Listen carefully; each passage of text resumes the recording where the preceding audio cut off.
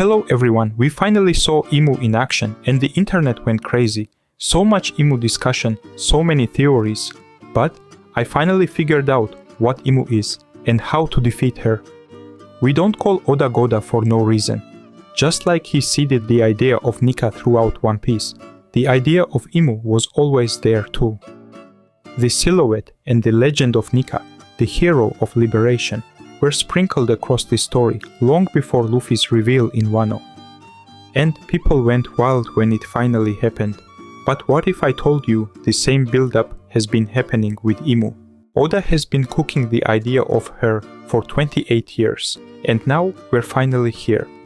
Not fully revealed yet, there's still a lot more to uncover, but we can finally talk about her, and this revelation is simply mind-blowing. I'll be covering a lot of parallels between Imu and different One Piece arcs and villains, so bear with me, it will all make sense. And before we start, please give the channel a subscribe to help it grow, I'd appreciate it a lot.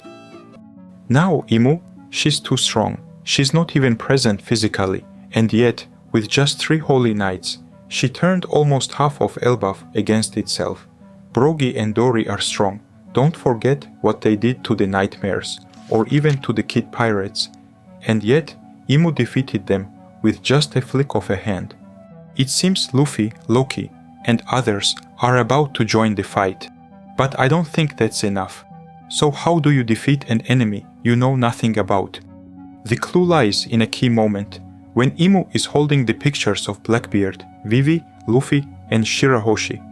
And then we see a very distinct image of Imu, surrounded by flowers. That is the key. In fact, it connects to many One Piece arcs. Let's start with Alabasta, because if we believe the 5 elders, they said that Alabasta was one of the original 20 nations that formed the world government. But did you know that the cities around Alabasta are all named after flowers? Nanohana, rapeseed flower or canola flower, Cattleya, orchids, Erumalu, green city, possibly from elm, a tree, or arum, a flowering plant genus. And the leader of Alabasta, surrounded by flowers, is named Cobra, the snake in the garden of flowers. Wano country's capital is literally named the flower capital. The people who usurped it and ruled were Kaido and Orochi. One is represented as a dragon, the other as a hydra.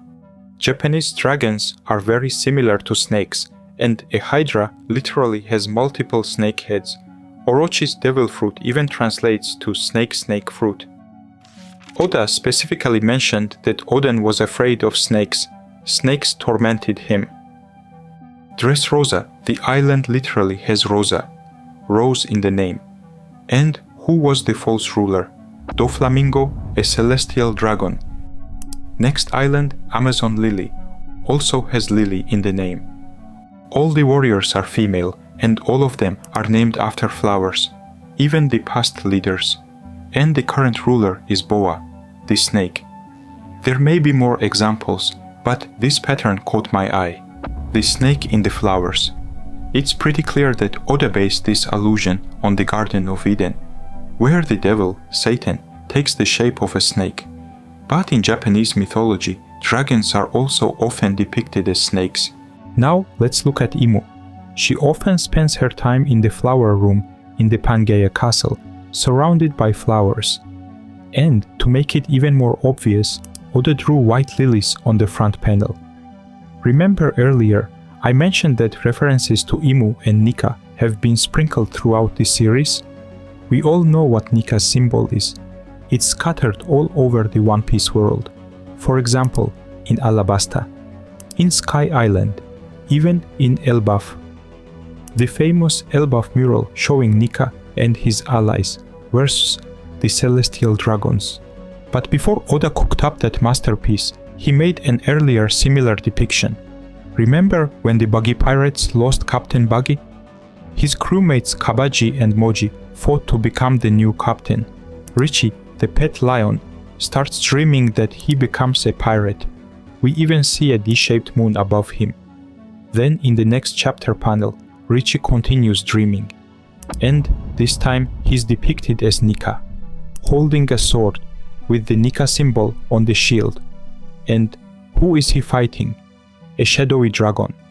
Let's continue. When the Straw Hats reached Punk Hazard, Zoro sliced a giant dragon. But did you know, before that panel, even before the entire One Piece manga, Oda wrote another manga called Monsters? It even has a small anime adaptation. Anyway, the main hero, a mix between Zoro and Luffy, is fighting a dragon. Next clue lies with Mihawk. We all know he's somehow connected to Imu and the celestial dragons. Besides having the same eyes as Imu, we know that he and Shanks used to be rivals who fought many battles. It's highly likely that when Shanks was in Mariejua, Mihawk was there with him. That's probably where their rivalry started. Timeline-wise, it fits perfectly. But what's more interesting is that Mihawk is based on Dracula. The cross, the wine, the eyes, even the name, Dracula Mihawk. Everything matches, and Dracula is based on a real historical figure, Vlad Dracula.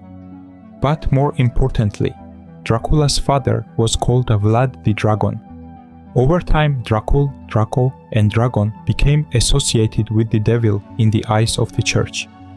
Hence, Dracul equals Dragon equals devil. And that's the root of Mihawk's connection to Imu and the celestial dragons. Now let's move back to Imu and analyze her name. We now know that she claims her name is Imu. In Japanese, that's I plus Mu. When you combine these two katakana, they form the kanji, Hotoke, meaning Buddha. Her claimed family name is Nerona, written as Ne plus Ro plus Na. If you combine these three katakana, they visually resemble the kanji kami, meaning God.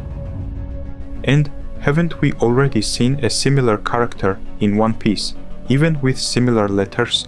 In the Sky Island arc, the ship Maxim had a giant Buddha face carved into it. And the word God, kami in Japanese, was written in big giant red letters. In fact, a very similar scenario already transpired in Sky Island, a foreshadowing by Oda of the full One Piece story.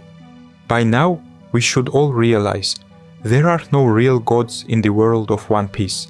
All the people who claim to be gods are false, and those who have God in their name, they're just titles. Like Gunfall from Sky Island, he was usurped by someone else who claimed to be the real god, but in truth, just a powerful devil fruit user. In fact, when the Straw Hats first enter Upper Yard, the face of God, Buddha, is literally depicted with 5 fingers. But what's more interesting is the return of the snake reference. Again in Sky Island and Jaya. That's where we first heard the names of the 4 gods of One Piece: Rain, Forest, Earth, and Sun. And we met Kashigami, the snake god. A false god that literally has God in its name, slain by Noland, followed by Luffy defeating Enel. This solidified the idea. There are no actual gods, just titles in the world of One Piece. Enel was the villain who tried way too hard to present himself as a god. And we now see a very similar situation with Imu. But unlike other villains in One Piece, we still don't know who Imu really is. In fact, nobody knows, except for the 5 elders and the holy knights, who are directly influenced by her, and, surprisingly, Sabo. Sabo proclaimed that he saw hell when he happened to be spying on the 5 elders, Imu, and Cobra's conversation. We've already seen a similar scenario with Boa Hancock and her sisters. Their true identity was hidden. If anyone found out, they would be killed. Sabo was targeted because he knew the truth. Even the Holy Knights, who are currently on Elbaph, do not mention Imu by name. It's that much of a taboo. Imu is the main villain, acting from the shadows. You never knew. That was his power. The greatest trick the devil ever pulled was convincing the world he didn't exist. and I believe that's the key to defeating her. Because how do you fight an enemy you know nothing about? An enemy as strong and cunning as Imu? It's simply impossible. That's why the Straw Hats first need to discover Imu's identity, before even attempting to fight her. There is a reason why Oda has not yet revealed Imu's face. Because she likely has a similar face to one of the existing One Piece characters. The possibilities are few, but I believe it should be one of these four.